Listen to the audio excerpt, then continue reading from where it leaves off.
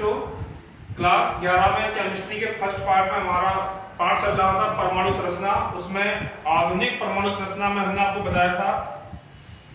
उसी क्रम में अगली हेडिंग है क्वांटम संख्या। अगली हेडिंग पड़ी है क्वांटम संख्या।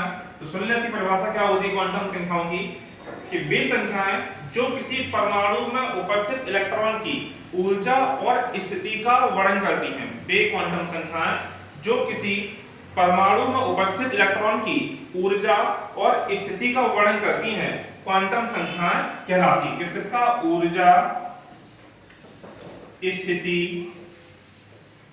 चक्र आदि का वर्णन करती है, कहलाती हैं क्वांटम संख्याएं कहलाती हैं। ये क्वांटम संख्याएं 4 प्रकार की होती हैं। क्वांटम संख्या कितने प्रकार की? 4 प्रकार की होती हैं। 4 प्रकार की होती है। कौन कौन सी? पहली होती है मुख्य क्वांटम संख्या, दूसरी द्विगंशी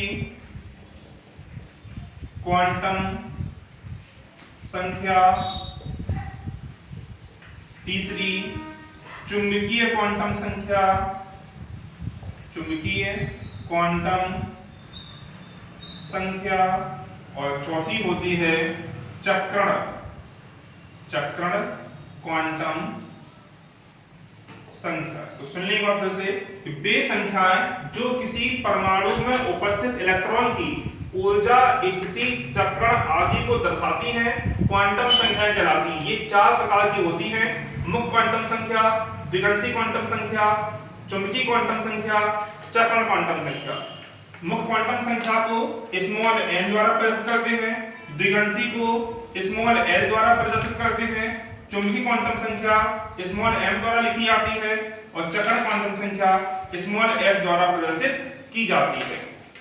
जो मुख्य क्वांटम संख्या होती है, ये किसी इलेक्ट्रॉन के कोष या मुख्य ऊर्जा स्तर को प्रदर्शित करती है। मुख्य क्वांटम संख्या स्मॉल n किसी इलेक्ट्रॉन के कोष और मुख्य ऊर्जा स्तर को प्रदर्शित करती है। जबकि द्विगंशी क्वांटम संख्या जिसे L द्वारा प्रदर्शित करते हैं, ये उपकोष या उप ऊर्जा स्तर को प्रदर्शित करती है। चुंबकीय क्वांटम संख्या स्मॉल m ये किसी उपकोष में रहने वाले कक्षक जो इलेक्ट्रॉन होते हैं वो कहाँ रहते हैं? पहले कोष में, फिर कोष के अंदर, उपकोष में, और उपकोष के किस कक्षक में उपस्थित है उसके बारे में जानकारी प्राप्त करवाते हैं। तो जो चुंबकीय क्वांटम संख्या होती है वो इलेक्ट्रॉन की कक्षकों की जानकारी प्राप्त कराती है, और जो चक्रण क्वांटम संख्या होती है इसको हम स्मॉल s द्वारा प्रदर्शित करते हैं। यह इलेक्ट्रॉन की दिशा को निर्धारित करती है। यदि इलेक्ट्रॉन क्लॉकवाइज घूम रहा है तो s का मान क्या होगा? प्लस 1/2 होता है, और यदि इलेक्ट्रॉन एंटी क्लॉकवाइज घूम रहा है तो इस s का मान -1/2 होता है। तो ये थी आपकी क्वांटम संख्याएं। 4 प्रकार की होती है। मुख्य क्वांटम संख्या, द्विगंशी क्वांटम संख्या, चुंबकीय क्वांटम संख्या, चक्रण क्वांटम संख्या। संकेतांक होते हैं n, l, m, s।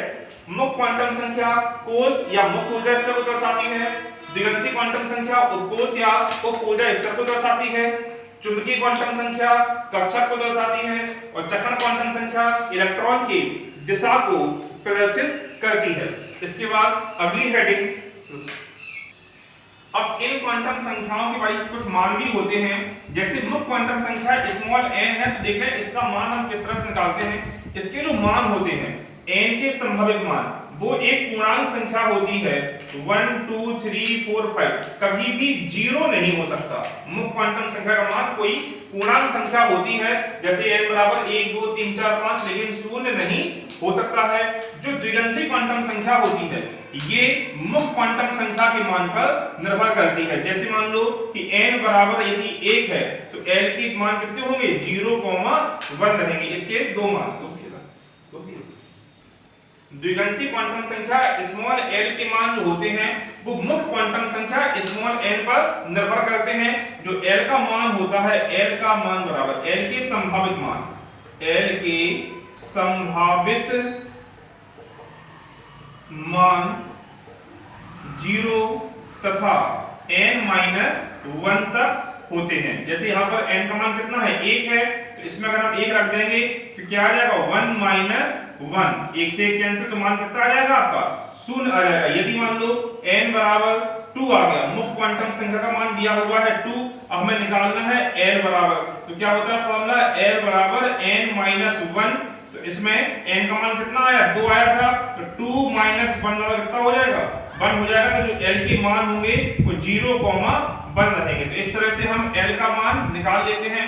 यह द्विगंशी क्वांटम संख्या स्मॉल n का मान, स्मॉल l का मान मुख्य क्वांटम संख्या स्मॉल n के मान पर निर्भर करता है। l के मान जो होते हैं वो 0 तथा n-1 होते हैं। इसके बाद चुंबकीय क्वांटम संख्या, तो चुंबकीय क्वांटम संख्या होती है स्मॉल m, ये द्विगंशी क्वांटम संख्या स्मॉल l के मान पर निर्भर करती है। m का फॉर्मूला होता है चुंबकीय क्वांटम संख्या m बराबर 2l+1, या एक फॉर्मूला और होता है -l से +l तक, 2l+1 या -l से +l तक। जैसे यहाँ पर देखें l का मान कितना आया था 1 आया था, हमने इसी में रख दिया l का मान 1, तो -1 से +1 तक। अब -1 से +1 तक कौन कौन संख्याएं होती हैं बराबर -1, 0, +1, तो ये आ गया आपका मैग्नेटिक क्वांटम नंबर m बराबर कौन कौन से मान आ गए -1, 0, +1। अब जैसे l का मान हम इसमें रखते हैं m बराबर 2l+1 में, तो l का मान कितना था, देखो l का मान आया था 1, तो 2 × 1 + 1 बराबर 2 × 2, 2 और 1 3, तो m के मान कितने हुए हैं 3 मान आए। वो 3 मान कौन कौन से हैं -1, 0, +1। तो इस तरह से हम चुंबकीय क्वांटम संख्या का मान निकाल लेते हैं। चक्रण क्वांटम संख्या का मान निकालने के लिए यदि आपको हम एक न्यूमेरिकल देंगे, उसमें हम आपको इन चारों क्वांटम संख्याओं का मान दोबारा से निकालकर दिखाते हैं।